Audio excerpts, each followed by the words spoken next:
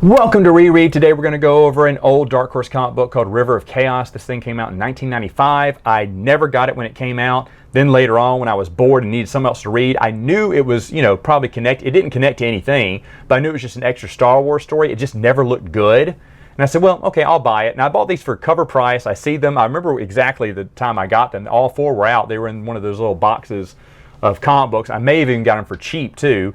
But either way, I remember getting all four, reading it, and going, yep, this is what I expected, not very good. But I was interested going through it a second time and saying, is it better than what I remembered? No. So basically it starts off where this race of aliens encounter a baby, kind of like, Clark Kent, Superman did, in a pod.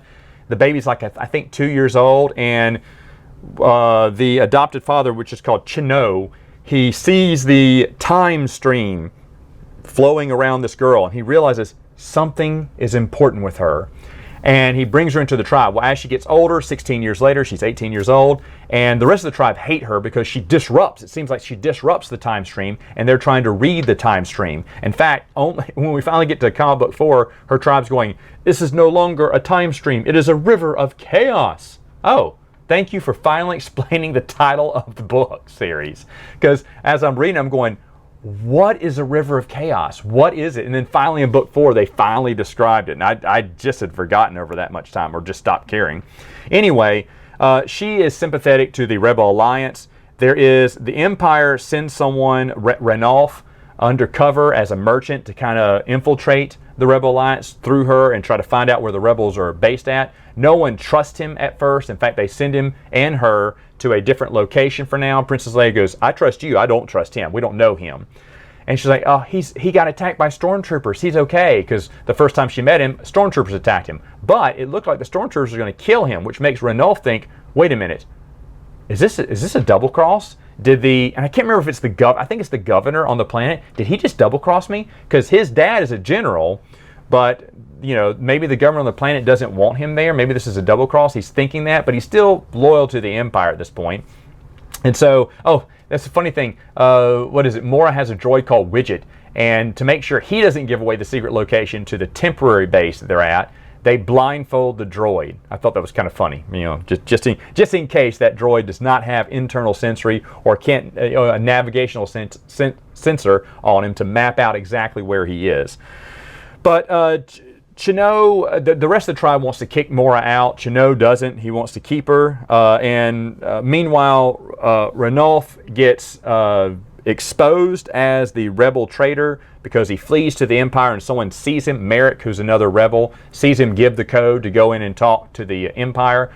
And he just basically tracks down the governor and says, hey, this was all set up, wasn't it? And of course, stormtroopers appear behind him, and yeah, it was all set up. He was supposed to die because I can't remember, something like the governor wants the mines. There's some kind of special mineral there they're mining, and he wants that for himself. So, it's just a plot. Well, he calls his general father, Ranulph calls his general father and the Moff in the sector, and they come to the rescue right as, actually that's toward the end. Let me back up a little bit. Ranulph is captured, then he escapes, gets back to the Rebel Alliance, and they capture him. But in the meantime, Mora, who had led an uprising on the planet to get rid of the governor's crooked men, she gets captured, and they study her, and they realize, what? She's the queen of the planet. And so, of course, he's going to marry the queen, and then that way he'll legally own the mines. Just kind of a very generic story here.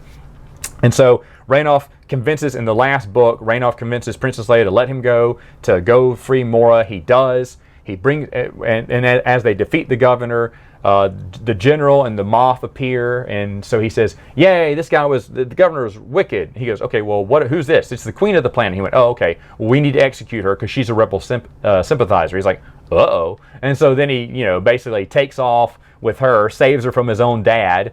And even though the dad's kind of a good guy, because when the Moff goes to fire, the general bumps him. He's like, did you bump me on purpose? He went, no, I just was startled that you were pulling a gun on my son, And so Ranulph is now with the Rebel Alliance now, and I don't know. I mean, and then of course she becomes the queen. I don't know. Oh no, they destroy the mine so that no one can have it, not even the people on the planet.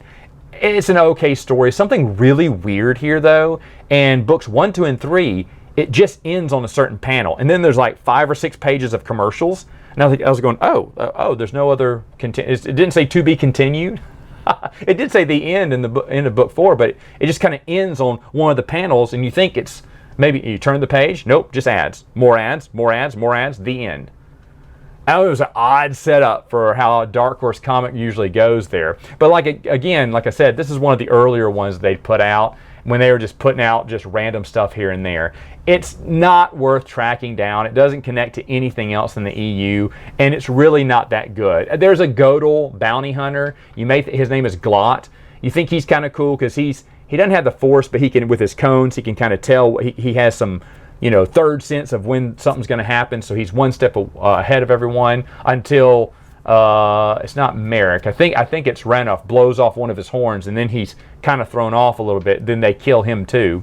And I guess he was supposed to be the big, cool bounty hunter villain. And it's unique, but just not good enough. No one here is memorable in the comic book is what I'm trying to say. So it's not bad. It's not a bad comic book, but it's definitely not that good either. It's somewhere in the middle. How about a C? I'll give it a C if we're grading things. I'm not really grading things, but I guess I'd give it a C.